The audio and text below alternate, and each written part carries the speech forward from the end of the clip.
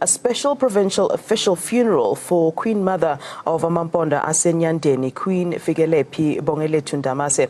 She passed away last Thursday. Well, she was the mother of the reigning king in Ndamase, and the special provincial official funeral is reserved for distinguished persons as decided by the President of the Republic. Now, the President has ordered that the national flag be flown at half-mast at every flag station in the Eastern Cape on Saturday, the 16th of June, which is the day of the funeral. Contralisas urge the people of the Eastern Cape to observe the period of mourning and give the Queen Mother a fitting farewell.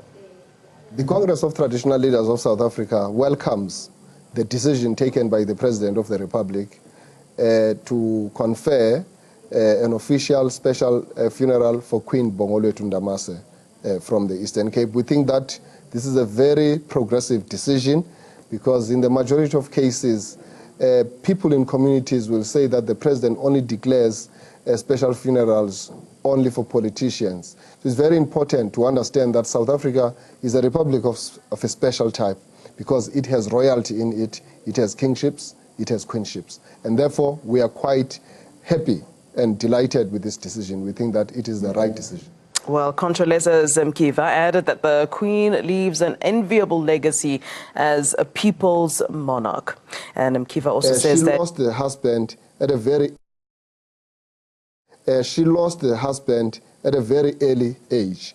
And at a time when his son was still at school, she needed to step up into the throne and act as a regent. So she's been a regent for a number of years, and during that time, she showed her true qualities of leadership because she led from the front. She was part and parcel of the establishment of Imbumba, Yamakoskaza Komkulu in the Eastern Cape, for instance, and they played a very key role in ensuring that social services are brought closer to the people. She was a very humble person. She was always colorful, wearing very Afrocentric attire at all material times when she makes a public appearance. And when she spoke very softly. But when you listen to the contents of the things that she said, she was very relevant and very spot on and very African, wholehearted.